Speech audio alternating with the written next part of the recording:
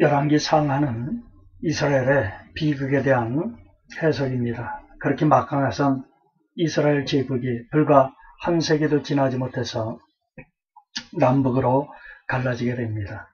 마침내 사마리아가 멸망하고 북방 이스라엘이 포로로 잡혀가고 말았습니다. 남방 유다 왕국은 이보다 형편이 좀 나은 것처럼 보였지만은 마찬가지로 주전 587년에 이 587년은 참 중요한 연도입니다. 이 느부갈네살의 말바급 아래서 예루살렘이 파괴되고 여호와의 성전이 무너지는 모습으로 끝이 납니다. 이것은 그 당시에 아주 심각한 신학적인 문제로 대두되게 되었습니다. 왜 하나님의 성전이 무너지게 되었는가? 왜 하나님을 믿는 백성이 포로로 잡혀가게 되었는가 하는 신학적인 문제가 이분들에게는 상당히 심각하게 제기가 된 것입니다. 바벨론의 신인 마르둑이 여호와보다 더 강하다는 것인가? 그 사람들은 생각하기 시작했어요. 한때 여호와의 장자라고 칭한 바 있는 백성에게 패배와 포로됨은 도대체 무엇을 의미하는 것인가? 죄와 형벌에 있어서 개인과 국가의 관계는 무엇인가? 다윗 왕조와 예루살렘에 대한 하나님의 약속은 어떻게 된 것인가? 이제 이스라엘에게는 희망이 전혀 없다는 말인가? 열왕기는 믿음의 위기와 정체성 상실의 위기를 겪고 있던 유대인 포로들에게 쓰여진 책입니다. 그래서 열왕기 상하는 그렇게 말하고 있습니다. 이스라엘이 바벨론에 포로로 잡혀간 것은 여호와께서 살아계시지 않기 때문도 아니며 또 바벨론 신 마르둑이 여호와보다 강하기 때문도 아니며 여호와께서 언약을 파기한 이스라엘에게 그 언약의 저주를 내리신 것임을 열왕기 기자는 명확하게 밝히고 있는 것입니다.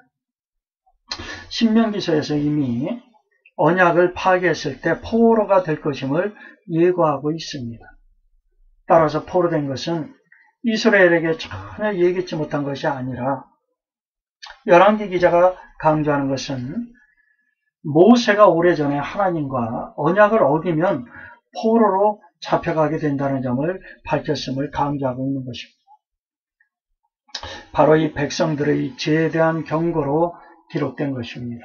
이 같은 실패의 카탈로그, 그 속에는 하나님의 은혜스러운 약속들이 곳곳에 산재해 있습니다.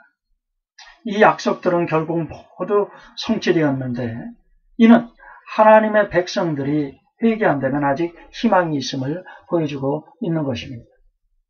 그래서 곧바로 이어지는 역대상하에서는 메시아에 대한 소망을 강조하고 있는 것이죠. 오늘날 우리가 고난의 시대에도 이러한 소망과 희망이 우리에게는 있어야 될 점이 있습니다. 요즘은 전부 이 십자가를 등에 지질 않고 목에다 걸고 다니는 사람들이 많이 있습니다. 그래서 오늘 목사님께서 물어봤다고 그러죠. 주님께서는 그 십자가를 왜 등에 지라고 그랬는데 목에 걸고 다니십니까? 그랬더니 젊은 신학생이 하는 말이 그래도 가끔 십자가가 뒤로도 갑니다. 이렇게 대답했다고 합니다.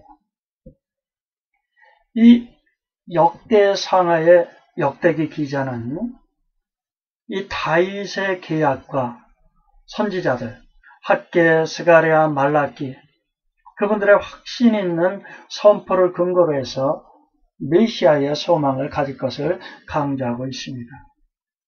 역대기 기자는 다윗 왕과 솔로몬에 대해 많은 지면을 할애하고 있습니다. 이 두 왕에 대한 묘사는 매우 특징적이며 그 역대기 기자의 관심이 무엇이었는지 해석의 열쇠를 보여주고 있는 것입니다. 바로 이 다윗과 솔로몬을 이상하시고 역대기 기자는 말이죠. 다윗이 당한 어려움조차 언급조차 하고 있지 않습니다. 다윗이 밧세바와 범한 죄, 암논의 죄와 죽음, 압살롬의 그 형제의 살해, 아버지에 대한 반역, 그러한 다윗의 통치를 먹칠할 수 있는 그런 요소들은 아예 언급하지 않고 있습니다. 결국 역대기 기자가 강조하는 것은 독자들에게 신앙으로 그들의 정체성을 재확인할 것과 예루살렘 성전 또 예루살렘이 여호와의 말씀이 성취되면서 다윗의 후손이 장차 메시아로 오실 것이라는 희망을 말해주고 있는 것입니다. 바로 이 장차 올 다윗의 후손 메시아에 대한 희망을 가지고 살라고 호소하고 있는 것이죠.